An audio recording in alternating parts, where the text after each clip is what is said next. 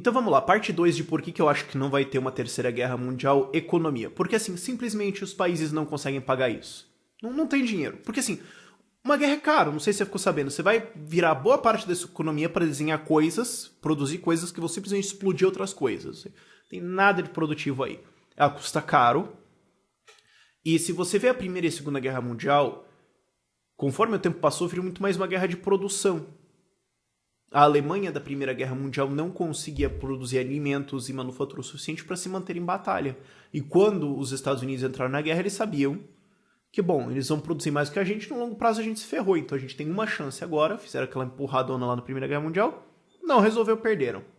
Eles reconheceram isso, por isso se renderam. Segunda Guerra Mundial. Vê a guerra entre o Japão e os Estados Unidos. Por que o Japão perdeu? Porque enquanto o Japão produzia 3 porta-aviões, os Estados Unidos produzia 25 no mesmo ano.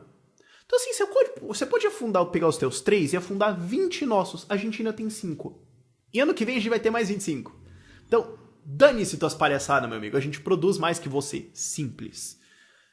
E no longo prazo isso ganha. Economicamente falando, os Estados Unidos estão em 20 trilhões de dólares de dívida.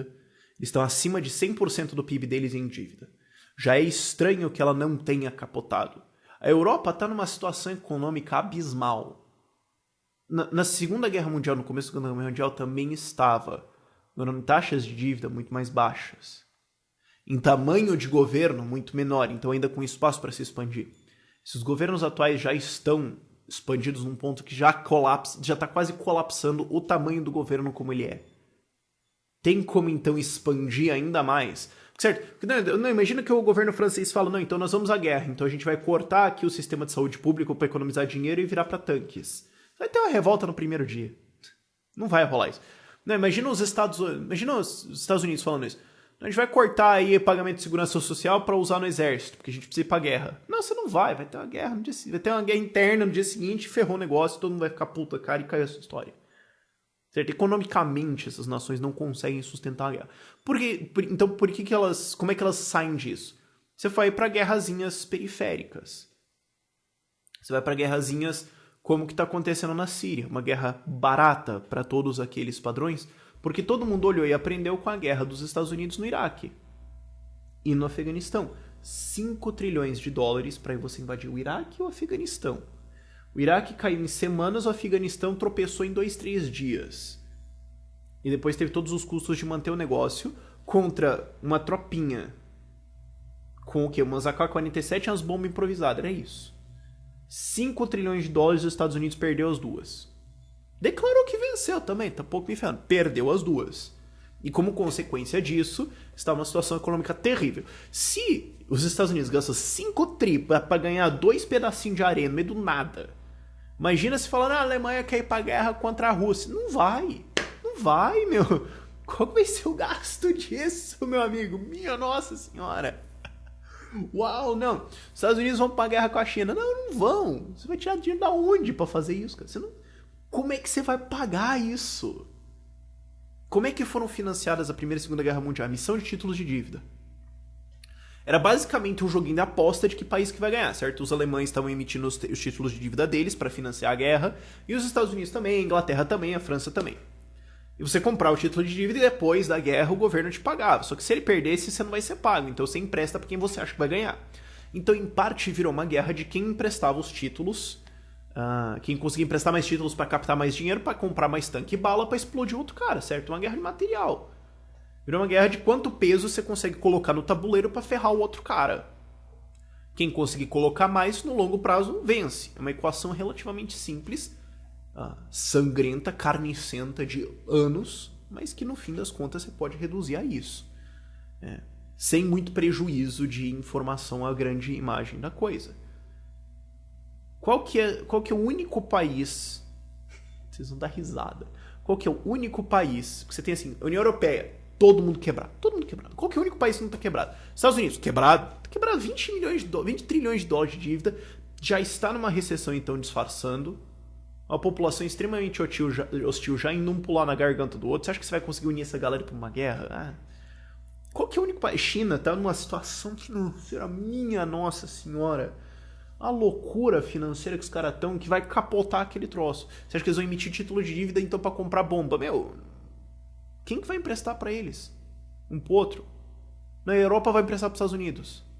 Porque, como é que a Europa se financiou na Segunda Guerra Mundial? Investidores americanos foram para lá. Agora os investidores americanos já estão quebrados também.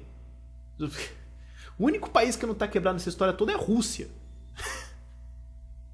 Porque foram trouxa de não fazer dívida, de não ter dívida na mão dos outros. Aliás, não foram trouxa de não fazer então criar uma dívida e ser controlado por outro cara, certo? Você tem um espaço ali, eles estão em 17% do PIB em dívida. E com um estado, inclusive, com um tamanho muito menor que o americano, curiosamente. Você vê que nesse sentido de manter a sua soberania, a sua independência fiscal e financeira, eles foram mais inteligentes. O que me leva ao meu ponto de uma guerra financeira, de política monetária. O sistema monetário financeiro mundial mudou muito severamente pré-Primeira Guerra Mundial, pós-Primeira Guerra Mundial e pós-Segunda Guerra Mundial. Mudanças severas desenhadas por governos. Antes da Primeira Guerra Mundial, você tinha os primeiros bancos centrais começando a se instalar. A Primeira Guerra Mundial viu a impressão de moeda loucamente. O período entre guerras viu de uma tentativa de estabilização e se amalgamando ao redor dos polos financeiros Reino Unido, Londres, com a Libra, e Nova York, dólar. E esse era um padrão de moeda. Depois da Segunda Guerra Mundial, converteu-se apenas para o dólar. E, eventualmente, os Estados Unidos repudiou a sua obrigação de pagar isso em ouro. Então, começou a inflacionar sua moeda loucamente e os outros países tiveram que inflacionar também. A Rússia e a China triplicaram as suas reservas de ouro nos últimos 10 anos. Desde 2008 para cá. Triplicaram suas reservas de ouro, que é o dinheiro de verdade. E a Rússia não tem dívida, a China dá para dar uns jeito, os Estados Unidos e a Europa não tem como.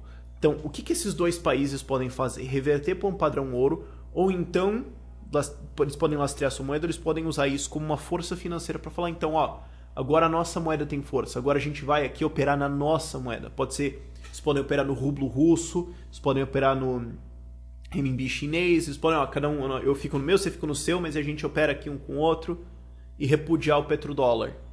Tirando, então, a influência do sistema financeiro americano no sistema econômico mundial. Hoje, qualquer transação internacional passa pelo sistema SWIFT, que é controlado pelos Estados Unidos. Então, você quer fazer uma transferência internacional?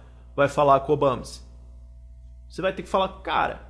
E ele pode, então, podar você do sistema, que é o que eles fizeram, em parte, essas sanções econômicas e financeiras, durante a guerra na Ucrânia lá. Que teve a guerra civil agora, que foi uma guerra de secessão, na verdade, que o Putin fez umas manobras lá, o Washington foi lá e começou a meter sanções econômicas nos caras. Claro, ferraram o rublo, destruíram o rublo russo, explodiram a inflação, uma guerra econômica sendo jogada contra a Rússia. A resposta disso foi que o mercado russo então se fortaleceu, percebeu, opa, peraí, então vai ser assim, abriu portas com a China, abriu portas com outros aliados ali, mas ainda tinha o problema que estava preso no sistema financeiro controlado pelos Estados Unidos. Resposta, a China está agora prestes a lançar um concorrente ao SWIFT, um concorrente ao sistema de transferência internacional de fundos. Bom, se a China usa isso, eles vão ser amigo da Rússia, vão ser amigo ali dos países, dos estãos ali, dos Uzbequistão, blá blá blá. Você consegue trazer talvez uma Índia, talvez, não sei, já é um mercado legal. Você consegue criar um sistema financeiro para competir com o sistema americano. E olha, eu acho que vai ser melhor. Eu acho que vai ser um sistema melhor, porque se eles usarem toda essa bomba de lastro de ouro que eles têm aí, se somar Rússia, China e Uzbequistão andou comprando ouro pra caralho, minha não. Somar eles têm 4 mil toneladas de ouro. Os Estados Unidos têm 8. Dá pra peitar? Dá pra peitar. Dá pra encarar os caras, especialmente se você tiver alguma crise econômica rolando nos Estados Unidos que desvaloriza a moeda deles. E aí você tem um rublo se fortalecendo, um renminbi chinês se fortalecendo, e você consegue jogar uma guerra econômica contra os caras. Você não precisa disparar uma bala. Você simplesmente fala, e o Putin é inteligente, ok? É um gênio. Isso é uma coisa que Rússia e China estudam muito. Você quer ganhar uma guerra sem disparar uma bala. O Putin anexou a Crimeia sem disparar um tiro, meu amigo. Você acha que o cara é burro?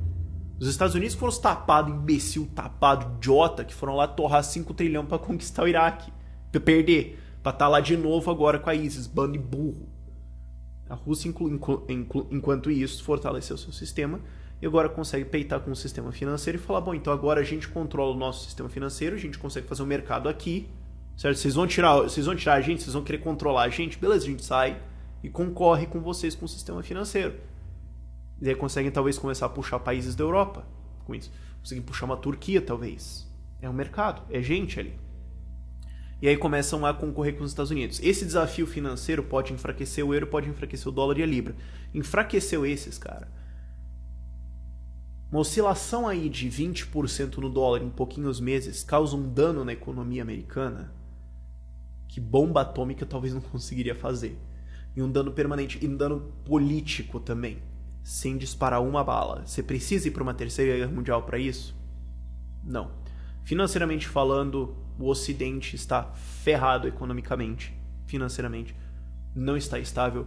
E tudo que a Rússia precisa fazer é garantir que eles vão ficar em pé. Tem reservas de ouro, tem reservas, tem aliados ali com a China, tem uma estrutura. Enquanto isso, tudo que eles precisam fazer é tomar as vodka deles e esperar os Estados Unidos caírem numa crise financeira e o rublo russo pode surgir como uma moeda alternativa. Aprenda a pensar diferente, cara. Quem puxa o gatilho é burro. Por esse vídeo é isso. Tchau, tchau.